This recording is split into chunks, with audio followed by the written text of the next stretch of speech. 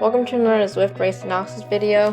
This is the Crit Crusher Weekend League by SZR, and it is a race series that is a points race. So the first riders across the line on the sprint banner will get points. I wasn't really going for points. I was more just trying to stay with the group and go for the win at the end of the race. And upon signing up for the race, there were some pretty good ranks on Zwift Power, but then some of the riders ended up not showing up, so the ranks weren't as good as they were originally, but it was still a fun race. And yeah, coming into the sprint, it starts on a climb, so you can see based off my power graph that I am surging on this climb, and I'm trying to stay within the top 5 riders, and because I don't want to lose contact of the group when the group starts their sprint, because I'm going to end up getting dropped if I do that. You can see here that I also have an aero boost, the best power up in Zwift, and here I'm going to try not to use it, and I'm just going to try to do whatever I need to do to stay with the group, because I know that I will need the aero boost at the end if I want to take the win. So here I'm just slowly moving through the group of riders, and I just crossed the sprint banner.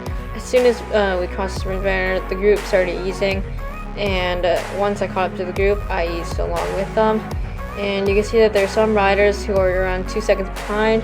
They're going to end up catching up because our group is going to go very easy, because we're all super tired because we just did a all-out sprint for some points.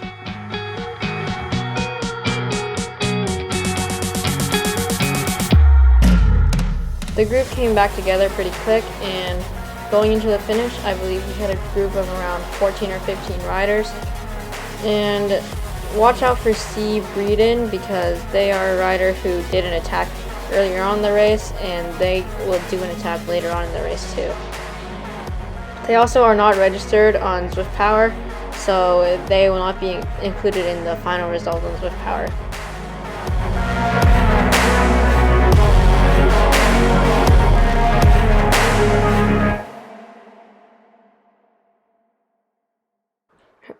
As normal on this downhill, riders don't really go hard.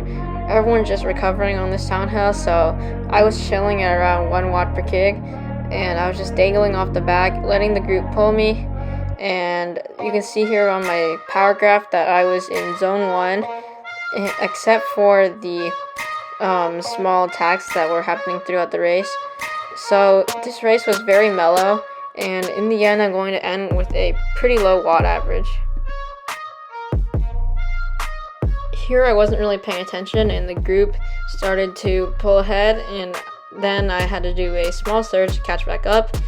Then I realized that there were some riders who were off the front, so I put the power back on again, and I did a small chase to catch back up to the group, because there was a small attack going. And you're going to see here that it is the rider that I predicted earlier, C. Breeden, who is going to go right off the front.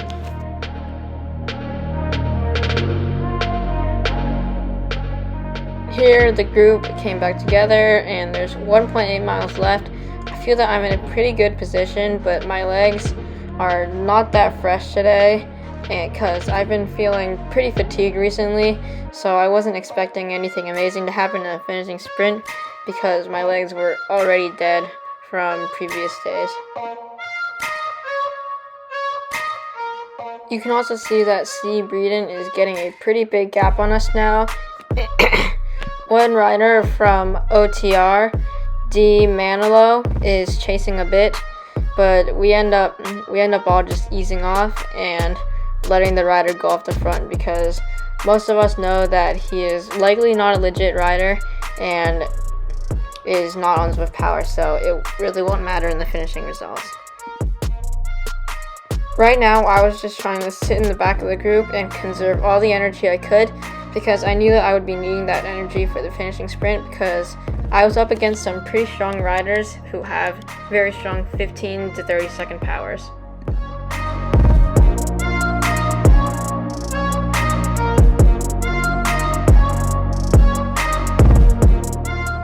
When going through the tunnel, this is when some riders tend to attack and go hard up the climb. Nobody really did that. I did around 6 watts per kg to just stay with the group, and here we are coming into the finish. 0.5 miles left, and I'm in a very good position, and I'm ready for the sprint off. So one rider that I'm watching out for is Mike Abraham, and he has a pretty strong sprint power, and he is the best ranked rider who is in this race right now. So I'm watching out to see when he goes, and as soon as he goes, I am ready to jump on his wheel and turn on my aero boost. Another top C category rider is Daniel Lundberg. I've raced with him in the past, and he has a pretty strong sprint, so I was also watching out for him.